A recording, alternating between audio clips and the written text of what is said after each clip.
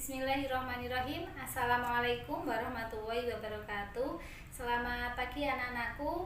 Alhamdulillah pagi hari ini kita bertemu kembali untuk belajar bersama dengan Bu Siti ya. Pada hari ini kita akan belajar bersama. Mudah-mudahan kalian di rumah sehat semuanya ya, dan tetap semangat untuk mengikuti kegiatan pembelajaran hari ini. Anak-anakku, untuk materi yang akan Ibu sampaikan pada hari ini melanjutkan materi pada pertemuan minggu yang lalu, dan materi yang akan Ibu sampaikan yaitu tentang struktur dan fungsi organ sistem pencernaan manusia. Ada 3 hal yang akan Ibu sampaikan. Yang pertama yaitu tentang organ utama pencernaan, kemudian yang kedua organ tambahan, dan yang ketiga yaitu tentang gangguan sistem pencernaan makanan serta upaya untuk menanggulanginya. Dan untuk lebih jelasnya, silahkan kalian perhatikan penjelasan Ibu berikut ini.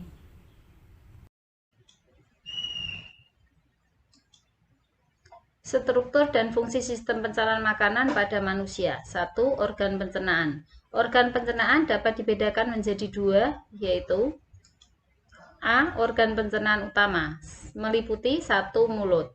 Di dalamnya terdapat gigi, lidah, kelenjar air liur atau saliva yang mengandung mukosa atau lendir, senyawa yang berfungsi sebagai antibakteri, dan enzim amilase atau ptialin yang berfungsi memecah amilem menjadi molekul maltosa. Di dalam mulut terjadi pencernaan mekanik oleh gigi dan pencernaan kimiawi oleh enzim ptialin. 2. Kerongkongan atau esofagus. Dari mulut, makanan masuk ke dalam teka atau faring, yaitu saluran memanjang dari belakang rongga mulut sampai permukaan kerongkongan atau esofagus. Pada pangkal faring terdapat epiglotis yang berfungsi menutup ujung saluran pernafasan atau laring agar makanan tidak masuk ke saluran pernafasan. Di dalam faring terjadi gerak peristaltis oleh otot kerongkongan atau gerak meremas dan mendorong makanan masuk ke dalam lambung. Perhatikan gambar berikut ini.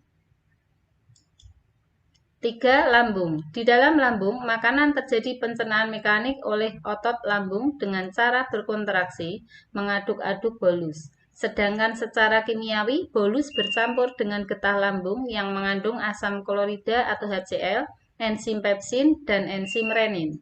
HCl berfungsi membuat ruang lambung menjadi asam atau pH 1-3 sehingga mampu membunuh kuman. Pepsin berfungsi memecah protein menjadi pepton atau campuran polipeptida dengan asam amino. Renin berfungsi mengendapkan kasein yang terdapat pada susu. 4. Usus halus. Usus halus terdiri atas 3 bagian, yaitu A. Usus 12 jari atau duodenum, panjang 0,25 meter. Pada usus 12 jari atau duodenum bermuara 2 saluran dari kantong empedu dan pankreas. Cairan empedu yang dihasilkan oleh hati berfungsi untuk mengemulsikan lemak. Pankreas menghasilkan enzim tripsin, amilase, dan lipase. Tripsin berfungsi untuk mengubah protein menjadi asam amino. Amilase atau amilopsin berfungsi mengubah zat tepung yang telah tercerna sebagian menjadi glukosa. Lipase berfungsi mengubah lemak menjadi asam lemak dan gliserol. B. Usus kosong atau jejunum. Terjadi pencernaan terakhir sebelum makanan diserap. C. Usus penyerapan atau ileum. Memiliki struktur yang berlipat-lipat untuk memperluas bidang penyerapan. Glukosa, vitamin yang larut dalam air, asam amino, dan mineral diserap oleh villi usus dan dibawa oleh pembuluh darah menuju hati dan diedarkan ke seluruh tubuh. Glukosa dalam hati disimpan dalam bentuk glikogen. Asam lemak, gliserol, dan vitamin yang larut dalam lemak diserap oleh villi usus halus, dibawa oleh pembuluh getah bening menuju hati, kemudian disimpan dalam jaringan lemak. 5. Usus besar atau kolon. Terdiri atas kolon ascendent atau naik, kolon transversum atau mendatar, dan kolon descendent menurun, dan berakhir pada anus. Di antara usus halus dan usus besar terdapat sekum atau usus buntu. Pada sekum terdapat umbe cacing atau apendik yang berisi massa sel darah putih yang berperan dalam imunitas. Zat sisa-sisa makanan berada di dalam usus besar selama 1-4 hari.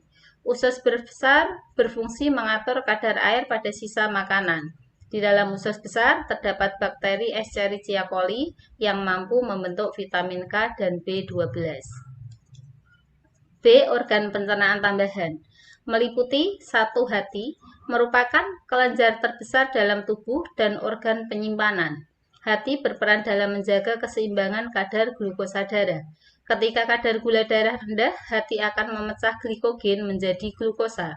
Jika dibutuhkan, hati juga akan mengubah gliserol, asam lemak, dan asam amino menjadi glukosa. Hati juga mengatur kadar kolesterol dalam darah dengan mengubahnya menjadi asam folik atau folik acid yang berfungsi untuk mengemulsi lemak. Sel-sel hati akan mengeluarkan garam empedu, lesitin, bilirubin, dan elektrolit yang disebut sebagai getah empedu. 2. Kantong empedu merupakan organ yang berada di bawah hati, menyimpan getah empedu yang mengandung bilirubin. Getah empedu dikeluarkan ke usus halus untuk mengemulsi lemak supaya menjadi butiran-butiran kecil agar mudah dicerna oleh enzim pencernaan dan dapat diserap oleh tubuh. 3. Pankreas merupakan organ di balik perut belakang lambung. Sel-sel pankreas menghasilkan getah pankreas yang akan masuk ke dalam usus 12 jari. Getah pankreas mengandung sodium bikarbonat atau NaHCO3 dan enzim pencernaan yang berperan dalam pemecahan karbohidrat, lemak, dan protein. Pankreas juga menghasilkan hormon insulin yang berfungsi mengatur kadar gula darah dengan mengubah glukosa menjadi glikogen. Berikut ini ringkasan yang tadi Ibu sudah jelaskan, bisa kalian perhatikan. Dan ini gangguan pada sistem pencernaan serta upaya-upaya pencegahannya. Ada banyak jenis gangguan, diantaranya ini ada parotitis, serostomia, tukak lambung, apendisitis, diare, konstipasi, karies gigi atau gigi berlubang, MAH atau gastritis, obesitas, dan hepatitis. Bisa kalian pahami, kalian baca sendiri. Terus berikut ini beberapa kekurangan vitamin yang bisa terjadi di dalam tubuh dan bisa kalian lihat gejala yang bisa muncul. Terus ini jika tubuh kekurangan mineral padat, maka akan mengakibatkan gangguan pada tubuh. Bisa kalian perhatikan gangguan yang terjadi jika terjadi kekurangan salah satu jenis kalsium pada tubuh. Demikian tadi anak-anakku materi yang bisa Ibu sampaikan pada hari ini. Mudah-mudahan materi yang Ibu sampaikan bisa kalian pahami dengan baik. Selanjutnya tugas untuk kalian di rumah ya. Yang pertama yaitu kalian buat catatan atau rangkuman, kalian tulis di buku catatan kalian. Kemudian yang kedua, silahkan kalian kerjakan soal latihan di GCR.